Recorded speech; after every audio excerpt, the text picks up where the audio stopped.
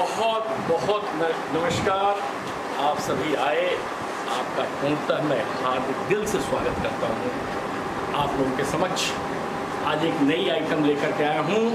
मैं R K. Sinha, motivational speaker, और एक नई संदेश आप लोगों को देने जा रहा हूँ जिस जाल में सभी लोग फंसे हुए हैं और जो जाल से निकलने की कोई राह भी नहीं मालूम हो रही है। लोग एक दूसरे के द्वारा उल्लू बनाए जा रहे हैं, लोग उल्लू बन रहे हैं। मेरा मतलब है कहने का कि आज जो धार्मिक संस्थानों ने जो छेड़ करके रखा है एक राग और आपको फंसाए जा रहे हैं अपने जाल में, आपको बताते हैं कि आप ये काम करो तो आपका मोक्ष होगा, जबकि साइमल्टेनियसली वो लोग जीते जी मोक्ष प्राप्त कर रहे हैं, आपसे सेवा करवा रहे हैं, चरण वंदना करवा रहे हैं, मलाई खा रहे हैं और आपको बताते हैं कि भैया आओ तुम मेरी सेवा करो, मरने के बाद तो तेरा मोक्ष हो ही जाएगा।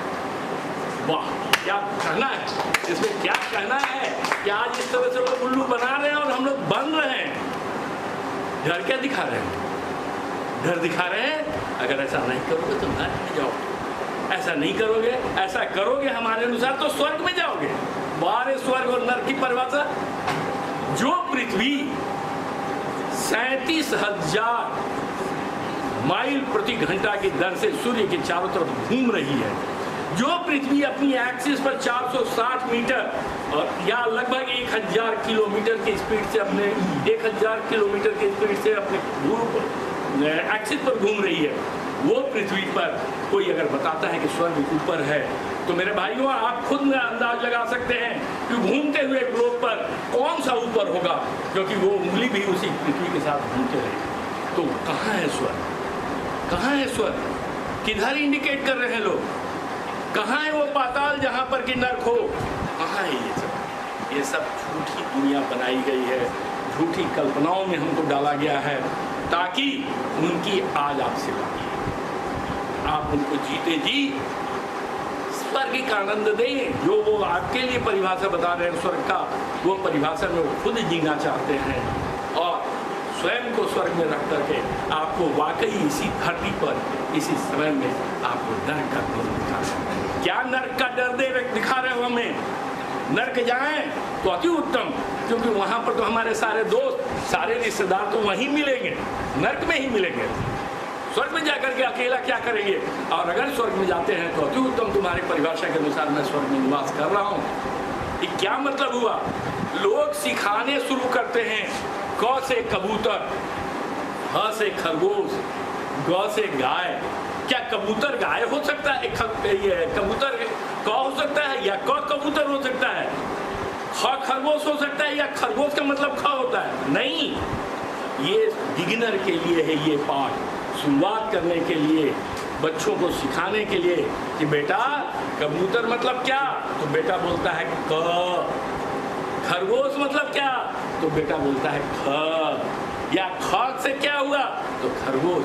ये याद रखने के लिए एक कला है और हमारे यहाँ क्या हो जाता है, हम कबूतर पर ही अटक करके रह जाते हैं, हम खरगोश पर ही अटक करके रह जाते हैं, हम उससे आगे बढ़ ही नहीं पाते हैं, कौसे कबूतर से निकल नहीं पाते हैं। एक चित्रकार ने मूर्ति बना दिया, एक आदमी की मूर्ति बनी, माथे पर तिलक लगा, कंधे पर धनुष टंगा, पीछे में एक टर्कस लगा और उसको कह दिया श्री राम, और हम लोग सब श्री राम को प्रणाम करते हैं, नमस्कार कर रहे हैं। उसी के हाथ से धनुष हटा दिया, एक बांसुरी पकड़ा दिया तो वो श्री कृष्ण भी हो गए। उसी में एक कमंडल पकड़ा दिया, बाकी बांसुरी निकाल दिया तो ब्रह्म हो गए। ऊपर जटा बांध दिया, नीचे ऊपर जटा बांध दिया, नीचे जो है एक गला में सांप का माला लटका दिया तो हो गए भोले शंकर। अरे वाह, वाह रे परिभाषा। और हम लोग वहीं पर अटक करके रह गए, हम लोग उन्हीं को देव मानने लगे और उन्हीं के चक्रों में फंसते जा रहे हैं। ये जो धर्म का जो चक्कर दिखाया जा रहा है, स्वर्ग नरक का चक्कर दिखाया जा रहा है, ये केवल बेवकूफ़ बनाने का है। अगर सही में कहीं कोई भगवान है तो वो भगवान आपके अंदर खुद स्वयं बैठे हुए हैं और वो आपके चित्त में ही हैं, जो वहाँ से जो डायरेक्शन देते हैं, जैसे बताते हैं वैसा ही करो तो कर्म जो है आपका स्वर्ग सुख देगा। अगर उसके अगेंस्ट में जाते हो, उसके विपरीत जाते हो, अगर उसके कर्म को नहीं मानते हो, उन कर्मों के विरुद्ध जाते हो, वही तुमको नर्क देगा। नर्क क्या है? जब तुम्हारा रोम रोम तुम्ही को गाली देने लगे, तुम्ही को कोसने लगे, एकदम गिर जाएं, तब वो समझो कि नर्क का दुख है। और जब रोम रोम पुलकित हो जाए, स्वर्णिम अवसर दिखा दे, वही स्वर्ग है। नर्क और स्वर्ग कोई हमारे पंडा लोग, हमारे महात्मा, हमारे साधु नहीं बनाए हैं। ये साधु, ये पंडे, ये कहाँ से टपक पड़े? इन्होंने एक परिभाषा दे दिया, गुरु ब्रह्मा गुरु विष्णु गुरुदेवो महेश्वर गुरु साक्षात परम ब्रह्म तस्मै गुरु श्री गुरुवे नमः। ये क्या मतलब है? इसमें बताया गया कि गुरु ही ब्रह्म है, गुरु ही विष्णु है, गुरु ही महेश है। जी नहीं, कतई नहीं। इसका सही अर्थ क्या है? आप स्वयं ब्रह्म हो, आप स्वयं विष्णु हो, आप स्वयं महेश हो।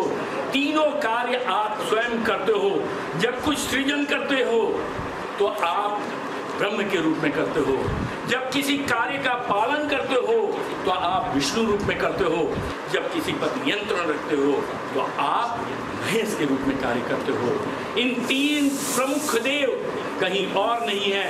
ये तीन प्रमुख देव आपके अंदर स्वयं विराजित हैं, स्वयं रह रहे हैं, आप इन्हें पहचानते नहीं हो। और इन तीन देवों के साथ तीन देवियों को भी लगाया गया है, क्योंकि बिना बुद्धि के सृजन नहीं हो सकता।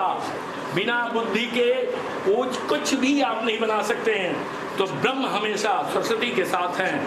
सरस्वती और ब्रह्म जब मिल जाए तो आपके लिए समय अटल हो जाएगा। और उस अटल समय में, नियत समय में जो कुछ आप बनाएंगे तो वो सृजन उत्तम होगा, वो सृजन वाकई स्वर्गिक होगा। वही सृजन है। और जो सृजन आपने किया, जो प्रोजेक्ट आपने दिया, या जिन बच्चों का आपने निर्माण किया, उनका जो संचालन है, उनका जो चालन है, वो विष्णु रूप में करना है। और पालन के लिए हमेशा लक्ष्मी की जरूरत है। इसलिए लक्ष्मी जो है विष्णु के साथ अटैच्ड है, और नियंत्रण बिना शक्ति के नहीं हो सकती है।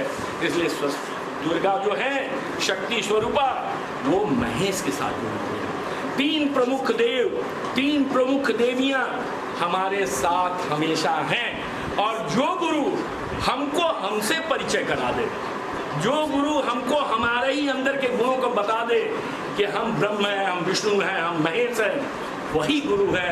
और उस गुरु के चरणों में साक्षात आने वाले समय में शिक्षा लेते हुए, अपने आप की, अपने समाज की कुरीतियों को मिटाते हुए एक अच्छा जीवन जिए, और वाकई आपका जीवन सुखमय हो। बहुत बहुत धन्यवाद। और बहुत बड़ी मुस्कान के साथ मैं आर के सिन्हा फिर अगली कभी किसी विषय में